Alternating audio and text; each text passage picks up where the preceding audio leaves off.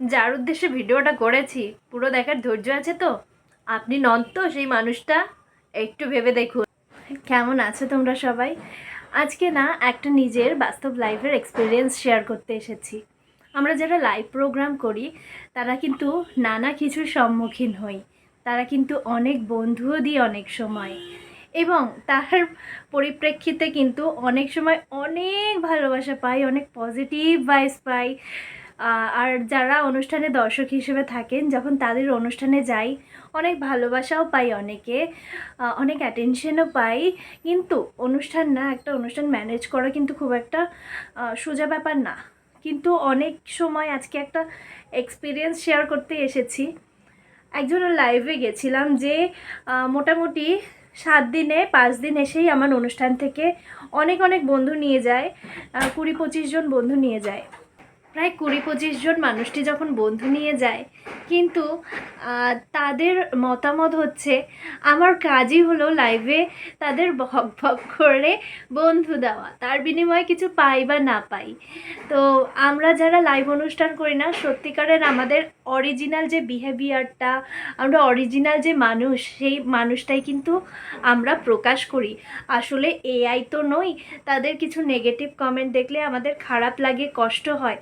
তো আমরাও এক্সপেক্ট করি আমরা যেমন তাদেরকে বন্ধু দিই, তাদের অনুষ্ঠানে গিয়ে বন্ধু আমি চাই না, কিন্তু একটা হাসি মুখে একটা পজিটিভ কথা আমরা কিন্তু এক্সপেক্ট করতেই পারি।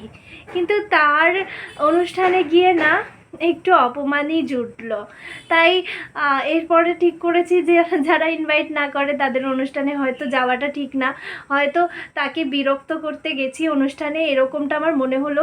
নর্মালি যেমন কমেন্ট করি, প্রথমে কমেন্ট রাখলাম, মেনশন করলাম, শেয়ার করলাম গ্রুপে, এবং তিনি পড়লেন আমার নামটি, বলছে ও দিদিভাই আপনার লাইভে যাই, এবং বিদ্রূপের সাথে বলল আপনার লাইভে তো যাই, আপনার তো কমেন্ট পড়ারও সময় হয় না, 5-7টা কমেন্ট পড়ার পর একটা কমেন্ট পড়েন, আপনার তো অন্যরকম ব্যাপার।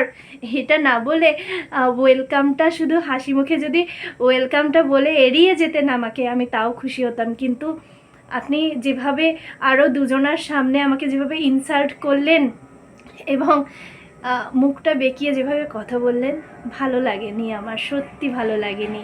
সবসময় লাইভ অনুষ্ঠান ফুল পাওয়ার জন্য করি না, কিছু কিছু লাইভে আছে আমি কিন্তু ফুল অনেক সময় পাই না, কিন্তু আমি তো বিদ্রূপের শিকার হতে আপনার অনুষ্ঠানে যাইনি, এটা আপনাকে মাথায় রাখতে হবে। আমি একটাই সবার কাছে সাজেশন রাখবো, কারোর অনুষ্ঠান যদি পছন্দ না হয় এড়িয়ে যাবেন, সেখান থেকে আপনি উপকৃত হয়ে আবার তাকেই নিন্দামন্দ করবেন, উপকারটা স্বীকারও করলেন না, সাথে তাকে অপমান করলেন। এইটা তো ভালো মানসিকতার পরিচয় নয়, তাই না বলুন? যেখানে পছন্দ না যাব না। ফেসবুক কিন্তু আমাদের লাগাম ছাড়া পথে এগোনোর সুযোগ করে দিয়েছে, যেখানে ইচ্ছে সেখানে যাবেন। এখানে নেই কোনো বস, নেই কোনো বাধ্যবাধকতা, যার কাছে পছন্দ তার কাছে যাবেন, কিন্তু নেগেটিভ কমেন্ট করবেন না, কাউকে কষ্ট দেবেন না।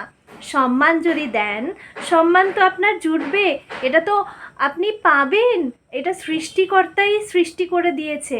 সম্মান দিলে কিন্তু আপনি অবশ্যই সম্মান পাবেন, এবং যেখানে পছন্দ না এড়িয়ে যাবেন, নেগেটিভ কমেন্ট করে তাকে হার্ট করবেন না। এইটুখানি মেসেজ দিতে আজকে এসেছি। Thank you.